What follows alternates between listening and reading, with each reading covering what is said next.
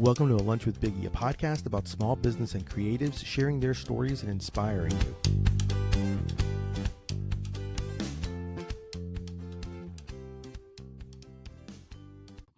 My guest today is a designer wanting to create something different and unique with his hands. He believes that form and function are tied to one another, and that's what you get with his leather goods. Please welcome the owner and designer of Function Form, Shawn Reed. What's going on, Shawn? Hey, brother. How are you? I'm doing well, man. Doing well. Thanks for having a lunch break with me. I really appreciate it. Absolutely. What's your go-to lunch or sandwich? Now, a couple years ago, I went to one meal a day. Honestly, just because I hate getting in the flow of like thinking about stuff and doing stuff, and then I'm like, crap, I'm hungry. So now it's like coffee almost all day long, and then add in some soda water, and that's like my food, and then I just demolish dinner. So now it's about the only lunch for me is if I have a meeting or something, if I have to meet somebody, then there's food, and I'm like, oh my gosh, I'm starving, this is amazing. Like, I went to Wave the other day. Have you No. heard of that? Oh my gosh, that place was amazing. They call it like a sushi hot dog. So it looks like a hot dog, but it's all sushi. Like, it's like salmon, or it might be tuna, but I'm pretty sure it was salmon. And I'm probably, like, I'm a total novice when it comes to anything sushi. Like, I don't know anything about it. I just know it's delicious. And then and the guy's making it, and he goes, "Oh, do you want the hot Cheeto?" I said, "Sorry, what?" And they basically make this thing that looks like a hot dog, and it's sushi, and then they cover it in like crushed up hot Cheetos. It was unbelievable. So yeah, there we go. Lunch. Just out of curiosity, since you have one meal, so basically you're kind of doing like a super long intermittent fasting. What do you usually have then for dinner? Is it pretty much just varies since you kind of have one meal, or do you have like something that you usually typically go with? No, I mean, there are times like when I'm trying to be smarter about what I'm eating. There's Yeah. definitely um times where it's more intentional, and it's definitely trying to really hit protein and stuff like that. But I mean, I haven't been lifting in, I don't know how long it's been, and now I've got a 3-year-old and a 6-year-old, and so sometimes it's just like That is your lifting. yeah, it's, I mean, it's a lot of something. It's a Yeah. lot of fun, that's for Yeah. sure. But sometimes you're like, well, what? I mean, shoot, like, what can we eat that we can all eat, and they aren't gonna like totally lose their minds about? So, Yeah. No, you know, I totally get that. Totally get that. So tell folks about Function Form. Like, how did that all come about? yeah. So, in 2000, like 11, 10, 11, 12, I was just kind of doing whatever, looking for something. I was trying to find something that I was kind of growing up a little bit, kind of just gone through a divorce, a bunch of stress, growing up a little bit, kind of realizing that, I just wasn't really dressing well, like, didn't really care about anything. I'm just kind of coasting. And part of it kind of turned into like upgrading my wardrobe a little bit. And just starting to pay attention to stuff.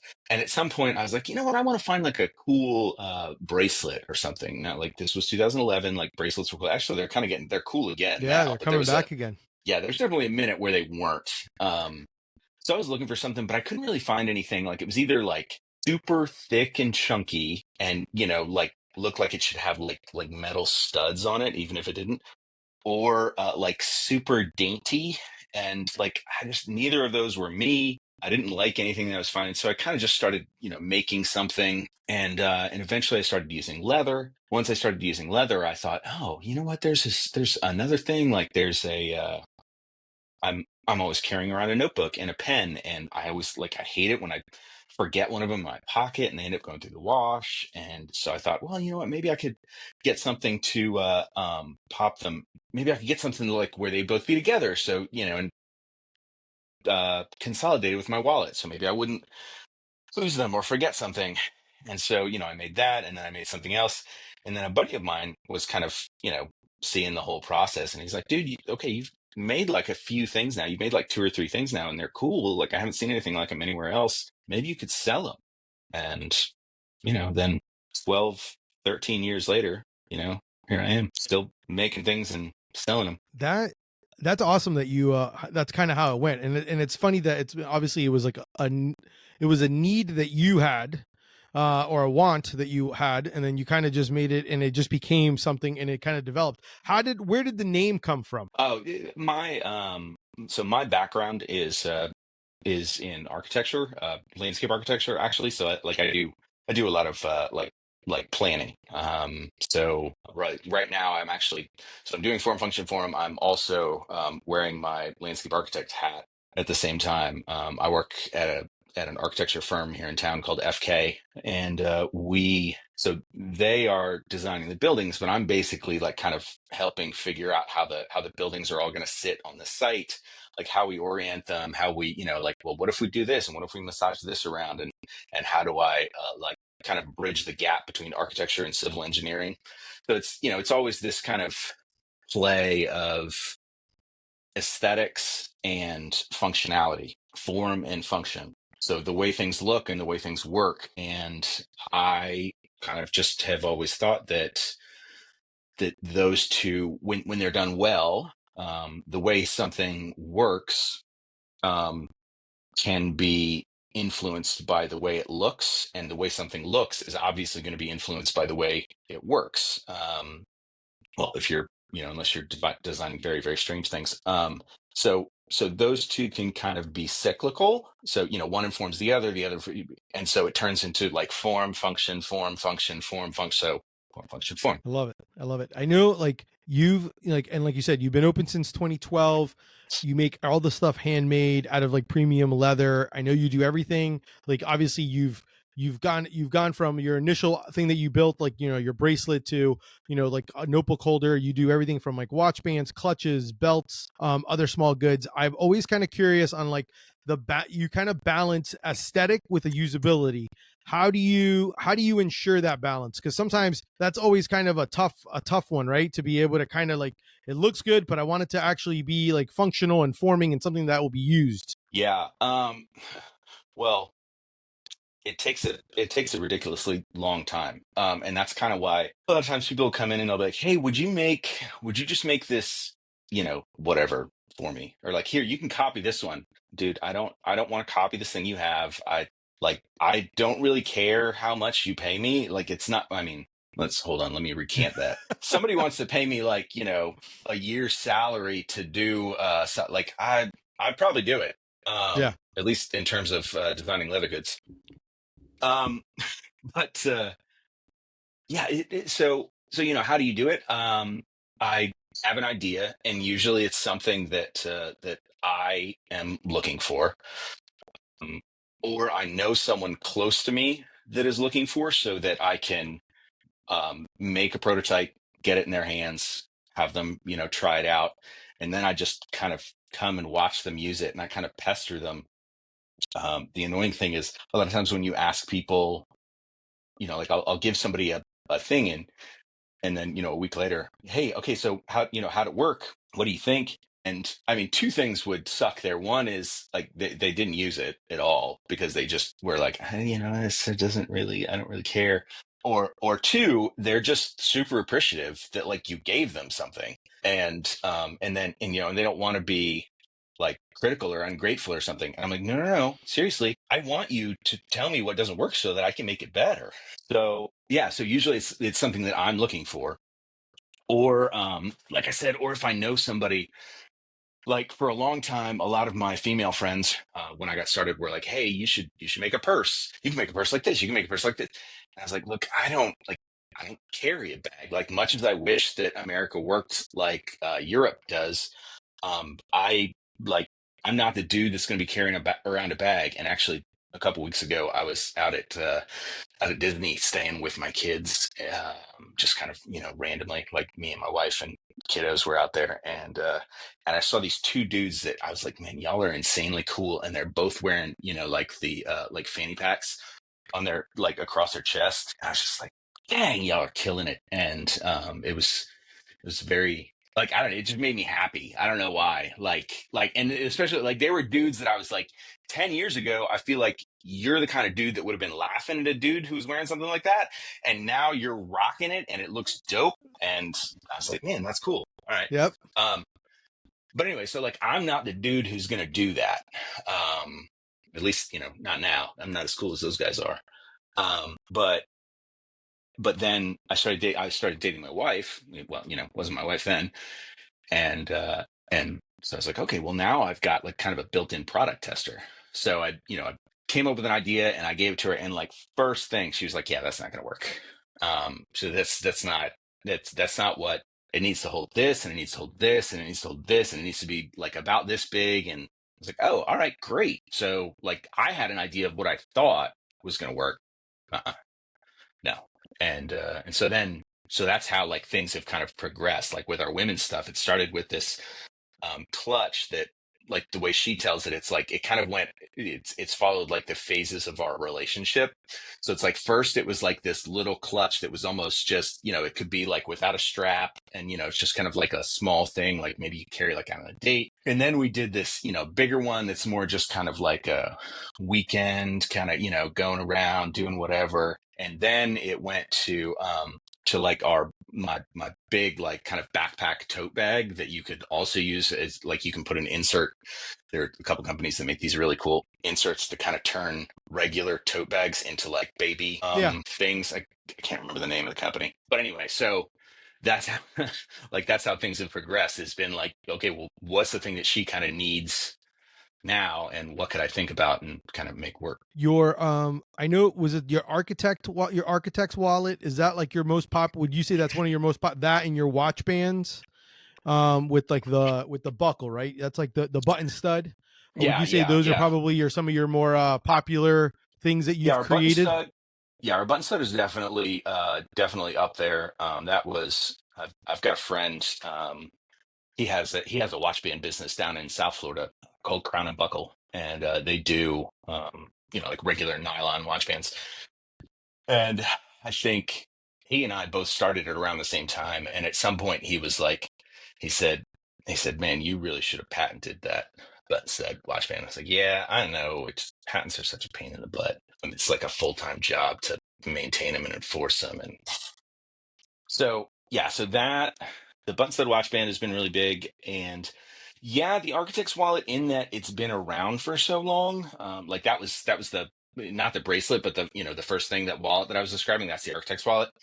A lot of times I actually kind of, if somebody's interested in it, I'll say, okay, like obviously, this thing always has a place in my heart because it's like kind of my first thing, and like I'm not gonna get rid of it, and I'm not really dissuading because it definitely has a niche. But I think that some of our other wallet designs like work better for a lot of people. So I kind of will talk people out of that and into like maybe our charrette wallet or something like that, maybe does the same thing, but like fits a better niche or a broader niche, or has more capability or something. So yeah. It's kind of like because I know like TJ, kind of when I was talking with him, and he's another one of your craftsmen. You and him are the craftsmen that making all the original designs. I know that he was asking me, he's like, well, how many cards do you usually have in your wallet and things like that, like to try to get a better idea of like what exactly do you have, what does it look like, Yeah. like let me see what you have.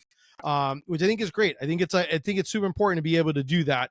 And it's funny because have you guys been in, how long have you been in that location in College Park in Orlando? How long have you been in that shop? Since 2016. So what's that? 8 9 years, Yeah. 8 years, something. Yeah. Yeah. And what's crazy is I'll be honest, like my wife's friends with Sarah over at the Good Crowd. So she goes there quite often. And it was one of those things where a lot of times like she'll park and whatever, we'll just go. And it just Right. happened to be that we parked right in front of your shop. Your shop was open. And I was like, oh, I want to go in here. I want to come inside. And then once I came inside, that's when I was like, I was intrigued by everything that you guys had. Just because it's really cool because it's definitely a mixture of, you guys are doing the work there, but you guys also have the shop side of it. So you're able to see exactly, you're able to see like, hey, how it's being made, what's being done. But at the same time, you actually get to like see all the different product lines and everything else that you have. And then that's kind of how Yeah. it kind of went.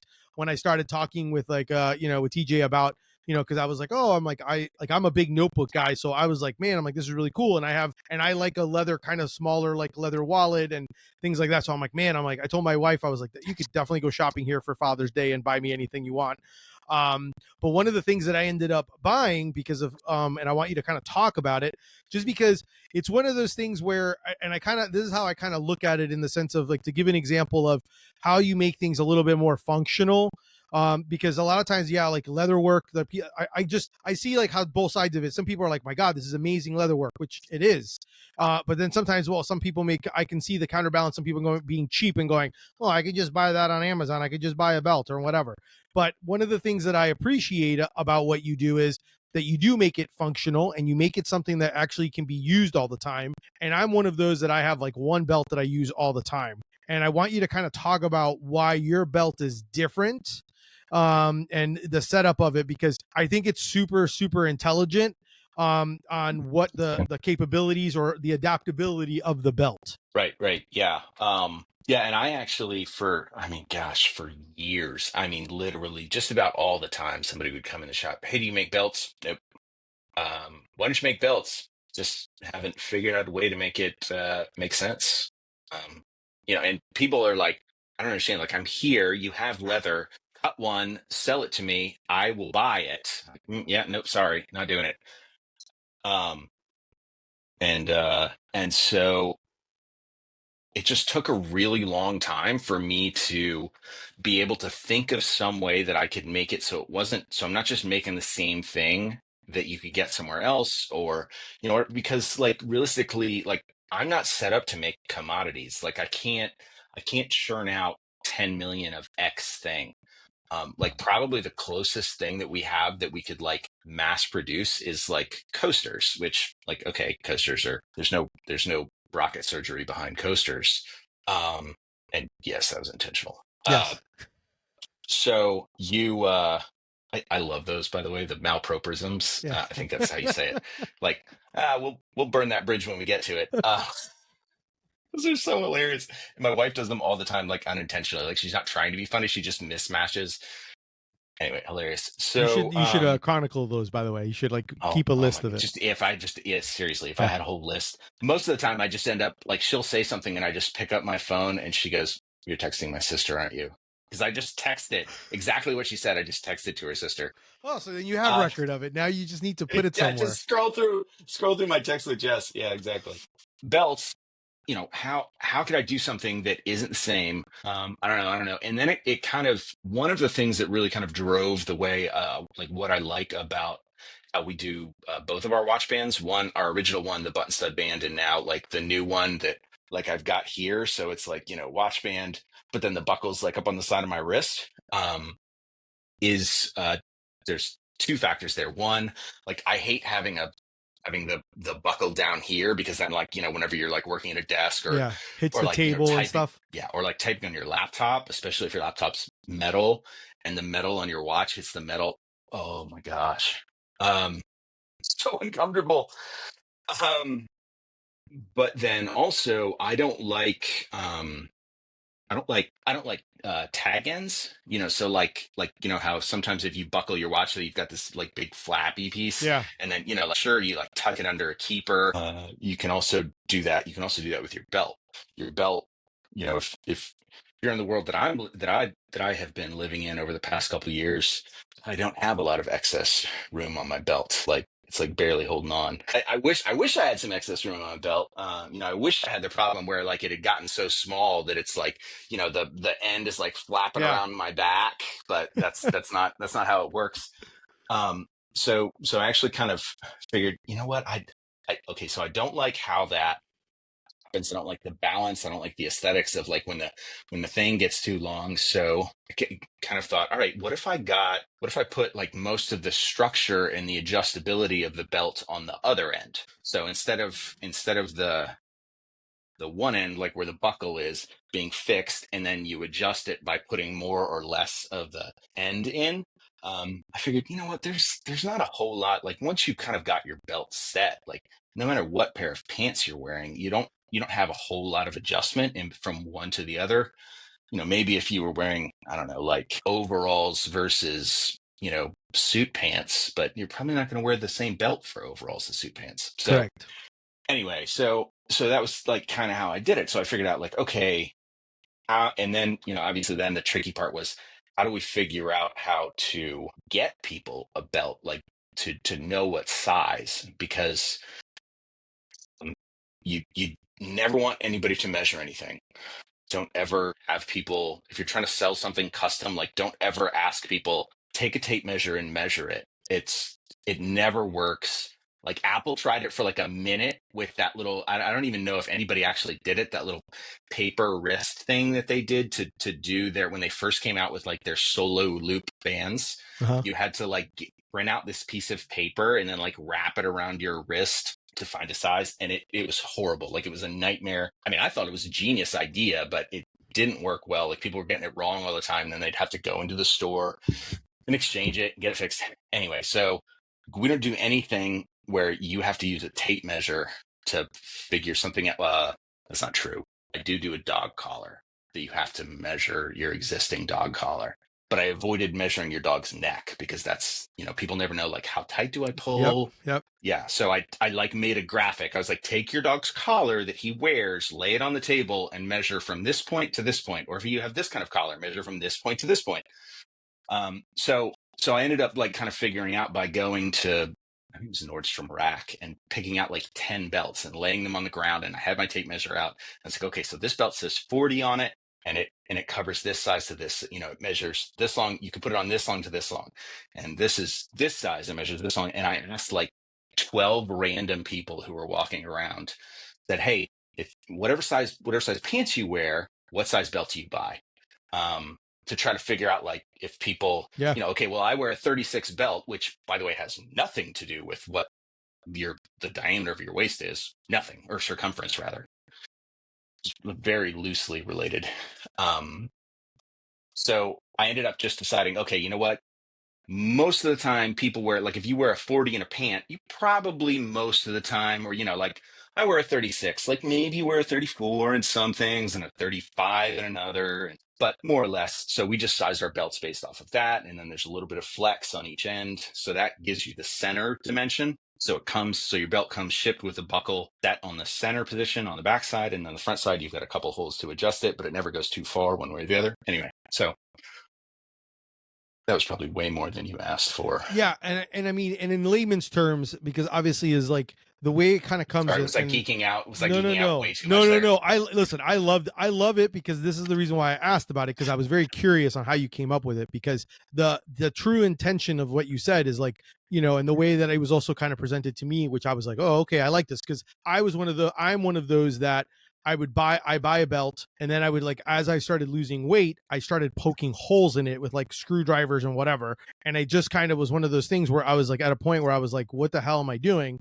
But then I did have the issue sometimes of the flap. And so one of the things that I admired or that I enjoy is that the way your belts are done is obviously you tell people, you recommend or tell them what size you usually are. And then the way the belt comes, it kind of provides almost like 3 different like settings, let's just say, where like the center setting is like, this is what you typically are. But if, like, let's say you maybe did a little bit, it's almost like a forever, I call it almost like, could be like almost like a forever belt type thing, where like if you gain a little bit of weight, no big deal, you could still use the belt because you just move the buckle part to the right, or to the left, and then just kind of fix it that way. And what I like about it is it has some wiggle room to it and flexibility.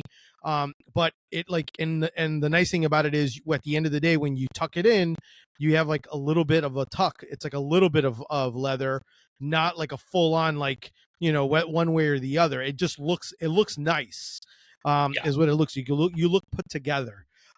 Which is great. And it's one of those where I'm like, I've been using the belt. I don't use my old belt at all. My old belt's like a backup belt.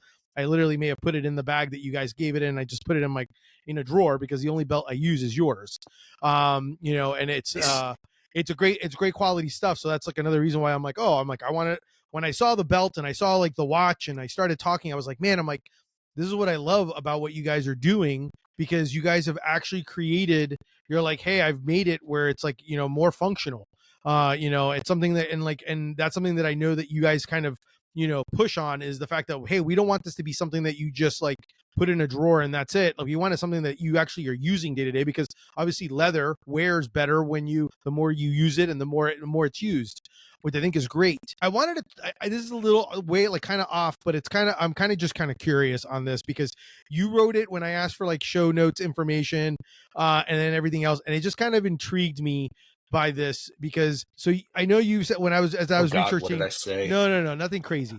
But what I got from you was you mentioned to me that you took seminary classes. Obviously, you Yeah. mentioned that you're a landscape architect. You got a master's in economics, and then you decided to do leather work. So, like, I guess my question is like, where, like, is it kind of like how do you? And I think you also may even mention to me, like, drop to me like, hey, I may have found out that I had ADHD, which I think sometimes to a degree. I think my wife says she thinks I do as well.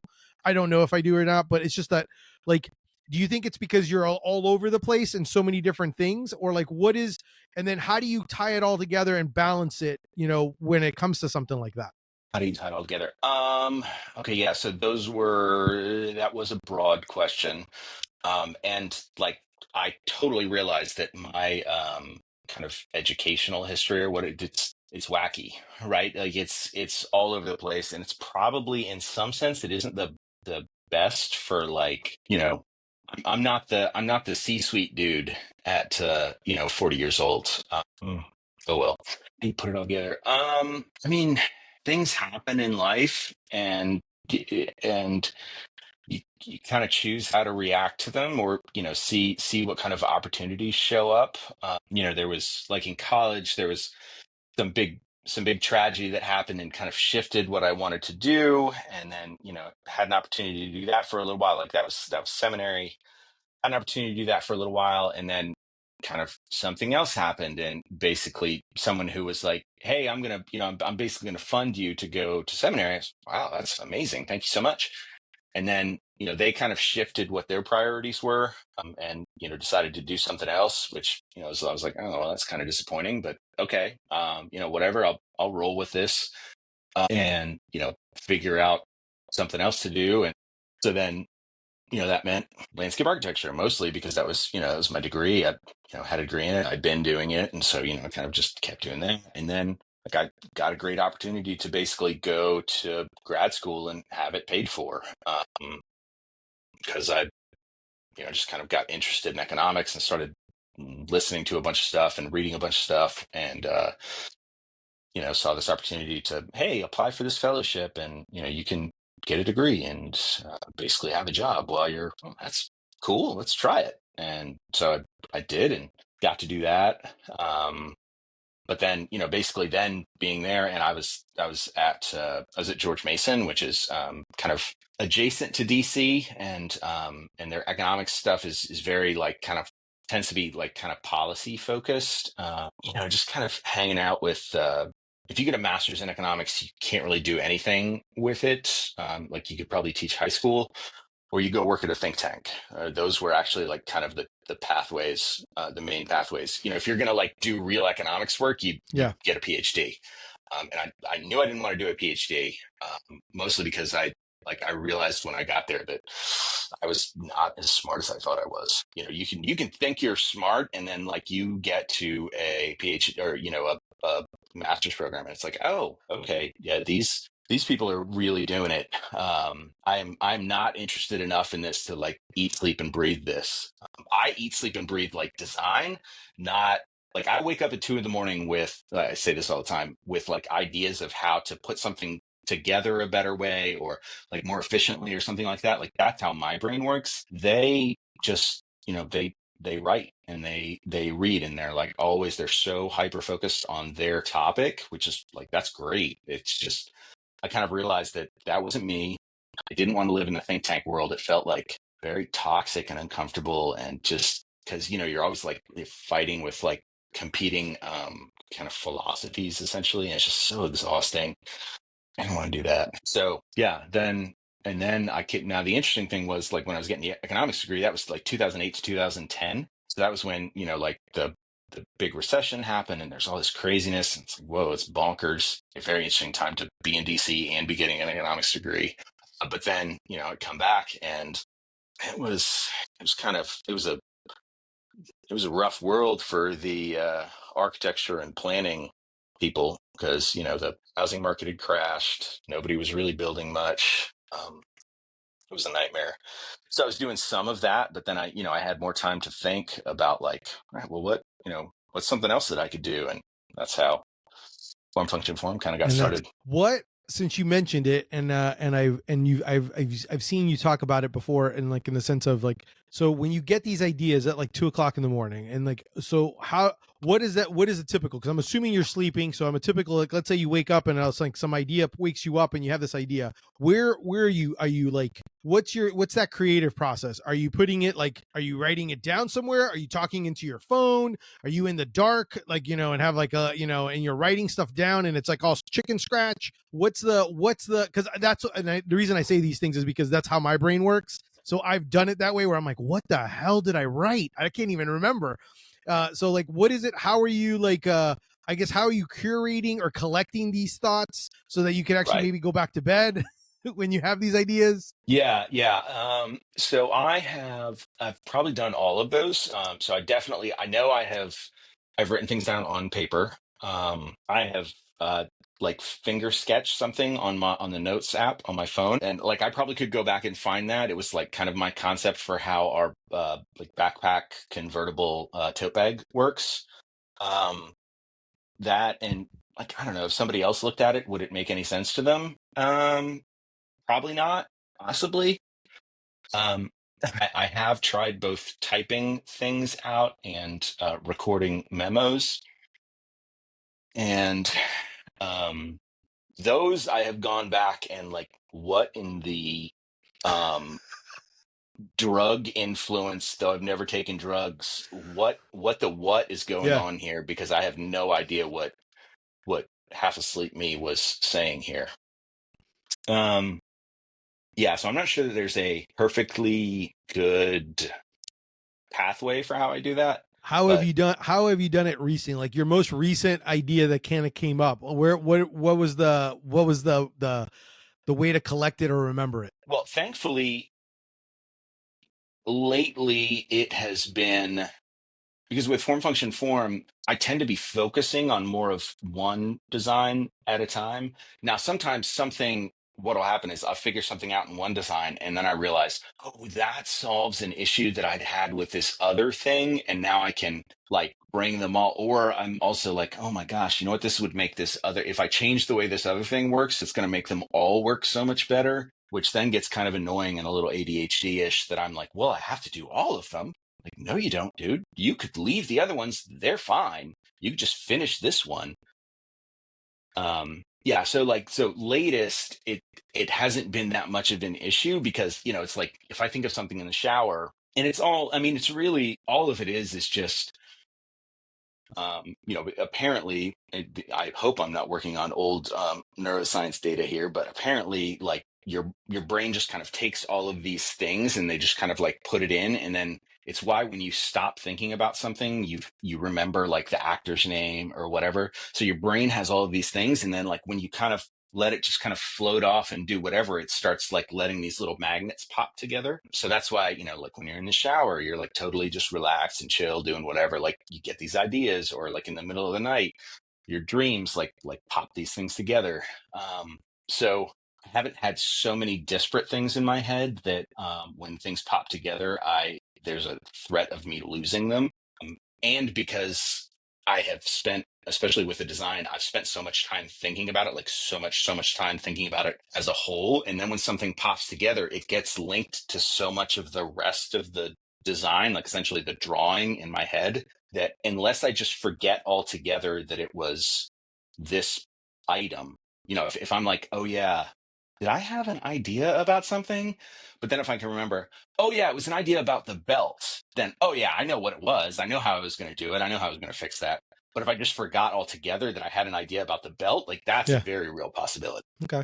I like that. What do you think has been some key lessons you've learned running your leather goods shop these past 13 years? Social media sucks, not because anything bad has ever happened. Like it's just such a reality, like it's such a necessity, and it's just not where I thrive.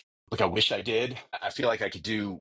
I feel like realistically, I could probably do like 1/10 of the work that I do, and spend 9/10 of the time promoting that one that I've done, and I would do way better. It's But tough, man. It's tough. yeah, But you do a lot of your sales online too, don't you? Like, where do most of your sales come from? Mostly online? yeah. We were online only for like 8 years. So we were online only from 12 until 17, 16 or 17 or whatever it was. Which was, definitely super nice when, when COVID hit. And, like I know, like my neighbor Sarah actually was like scrambling to get Yeah. online, just like so many people. Yeah. And I was like, well, this is kind of how we started. That's how we think, um, in terms of, how do the products exist? How do we, get them out? Like, are we making them? Are we not making, like, do we have stock? Do we not have stock? Blah, blah, blah. Crumbs, I just forgot your No, no. It very was the question. question was about the hard lessons, and you were talking about social media. Oh yeah. Yeah, that's tough. Like big breaks, or I think one of the toughest things was, there's a I mean, pretty big company that we'd done some stuff with, and like, it was cool, and we sold a ton of stuff with them for a few years, and then one year they kind of came to us and they're like, all right, we're going to do a big order this year. We're going to have a whole bunch of stuff. We're really going to push this stuff. And it's like, all right, great, yeah, let's do it. Let's do it. Oh, and by the way, there's also like, we're going to increase the terms, which, if you don't live in the sales retail world, that means basically I give them stuff and they don't pay me for, X number of normally it's days. like 15 or 30 days. They pushed it to 90, which is, so that's like 3 months. And they said, oh, you know what? And, we're going to get this. I know, like, we're going to get more. So we're going to start small. We're going to get more. But like, hey, if like some of these things don't sell, we're also going to give them back to you. I mean, it's hard to say no, Yeah. and we'd had such a good track. And anyway, so like, obviously you see where this is going. They sent a bunch of stuff back. And, I don't, for whatever reason, however it happened, but that was painful, because I basically ended up with, a bunch of my cash tied up in inventory that I didn't want Yeah. at that moment. And, they just were like, tough luck. Uh, And so that's a tough one when you're a small business like that, because it's like, I don't have, like, I'm like, I can't wait 90 days, and I don't want that stuff back. That's why I sold it to you. I sold it to you. I don't return it back yeah, to me. yeah, Yeah. That's definitely not the way to go. What advice do you have for someone wanting to start something? I am trying to think of something. So like, true to form, I'm trying Yeah. to think of something that isn't the same stuff that you hear all the time. Mm. And I don't know how much input I would have that is broadly applicable without being so broad as to be worthless. Um, right? Because on average, things are true. But the problem is, like, there isn't an individual, right? So like, on average there's a bell curve, and most things live in the top of the curve, and then you've got like some randoms out here and some randoms out here. um and so, like, what do you do to do a good business? Well, like, okay, like, sure, you could do all of these things, but the thing is, like, nobody, like, there isn't the person who's doing all of these things. Like, sure, they have some of these things, but then they have like some of these weird wacky things like out here, and you don't know, like, ex ante, like ahead of time, you don't know whether these things that you're doing are going to be like really brilliant ideas or like really terribly stupid ideas. And from the outside afterwards, like ex post, everybody can look at it and be like, oh, that was a stupid idea. Why'd you do that? Well, we didn't know it was going to be a stupid idea until it happened. So I guess I'll say, I'll tie in like a joke that I make a lot. I say everything that you've ever seen that is a horrible idea is always the second guy's fault. And what I mean by that is, so you have an idea, right? It's your idea, so obviously you're a little partial to it, and you're kind of blind to like whether it's a great idea or not. And the thing is, then you tell that idea to somebody else, and that guy says, you should do that, dude.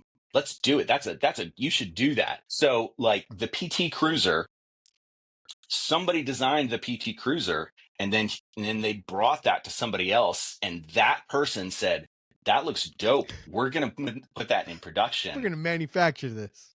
Yeah. I don't know why the PT Cruiser comes in for so much ridicule from me, but boy, does it.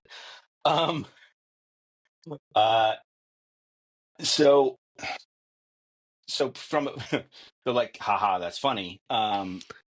But so then, you're free to use this. So then like who was the second guy on that? Like, where was the second guy there? Like, thanks a lot, dude. Yeah. Um, but that's where having some trusted people in your life that you can bounce stuff off of, and they aren't just going to be like, hey, I love you, and like I think I love you and I want to be supportive of you, and so like I'm just going to like kind of stay whatever, like just to be try to be kind. That's helpful too, Yeah. 'cause if you don't want a bunch of like kind of prophets in your life who are just out spitting truth, and you're like, dude, I am exhausted and worn down right now, I just kind of like need a verbal hug.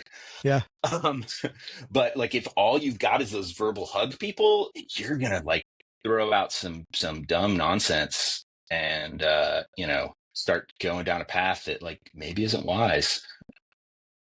Yeah. I like that. I like that. I like the fact that you gave me an answer without wanting to give me an answer, but you gave me a good answer.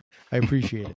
So where can people follow and shop online? Yeah, so we're on the your regular socials.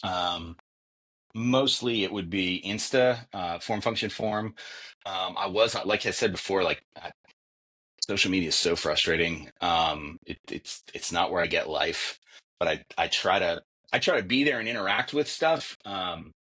So Instagram, form function form. I'm really good at answering questions. So if anybody like reaches out or like, hey, how do I do this? And what, like, you'll probably get a response in like 5 minutes, unless, I'm sitting with my wife, and then like, I'm probably not going to pick up my phone right then. But, form function form on Insta, form function form on, TikTok, Facebook, formfunctionform.com.